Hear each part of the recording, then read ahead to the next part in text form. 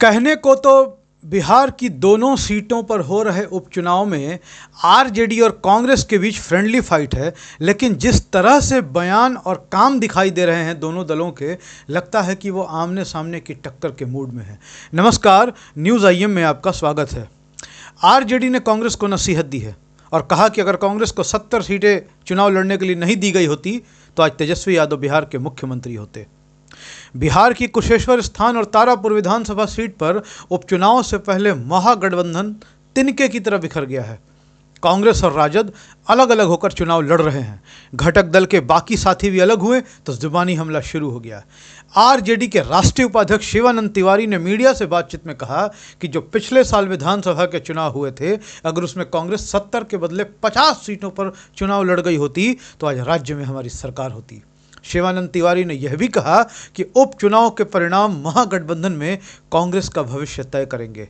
अगर पार्टी की जीत होती है तो वह पहले जितनी सीट का दावा कर सकती है, लेकिन अगर परिणाम उलट होता है तो ऐसी मांग दोबारा नहीं होगी। यानी कि अगर कुशेश्वर स्थान या तारापुर में से कोई एक भी सीट कांग्रेस जीत जाती है तो वो आने वाले समय में 70 सीटों की मांग दोबारा कर सकती है, लेकिन अगर ऐसा नहीं होता है तो फिर कांग्रेस ये मांग दोबारा नहीं कर सकती। ये कहना है आरजेडी के राष्ट्रीय उपाध्यक्ष शिवानंद तिवारी का। शिवानंद तिवारी ने कहा कि कांग्रेस एक राष्ट्रीय पार्टी है। देश के कई राज्यों में उसे 35% से अधिक वोट मिलते हैं। उन्होंने कहा कि हम खुद चाहते हैं कि कांग्रेस मजबूत हो। शिवानंद तिवारी ने कहा कि सांप्रदायिक राजनीति, पुरखों की कमाई संपत्ति और चुने हुए लोगों को लाभ पहुंचाने जैसे मामले कांग्रेस के मजबूत होने से ही खत्म हो सकते हैं। वहीं कांग्रेस के इस दावे पर कि हम उपचुनाव जीत रहे हैं, तो उन्होंने कहा कि यह देखना जरूरी है कि राजद और कांग्रेस का बिहार में क्या आधार है।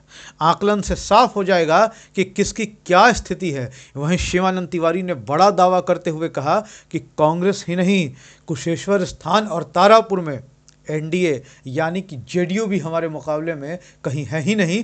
दोनों ही सीटों पर आरजेडी के उम्मीदवार चुनाव जीत रहे हैं। चुनाव लगभग एक तरफा है। शिवानंद तिवारी के बयानों के बाद अब कांग्रेस की तरफ से पलटवार क्या आएगा, यह देखना दिलचस्प होगा। लेकिन कांग्रेस ने भी अब इन दोनों सीटों पर उपचुनाव के लिए बड़ी तैयारी कर ली है। कांग्रेस के 3 युवा चेहरे कन्हैया कुमार, जिग्नेश मेवाणी और हार्दिक पटेल, ये तीनों ही अब उपचुनाव की ज़मीन मजबूत करने के लिए बिहार आने जा रहे हैं। कांग्रेस के सूत्रों से मिली जानकारी के अनुसार 23 अक्टूबर से इन दोनों सीटों पर ये तीनों नेता कन्हैया, हार्दिक और जिग्नेश कांग्रेस के लिए प्रचार प्रसार का काम शुरू करने जा रहे हैं।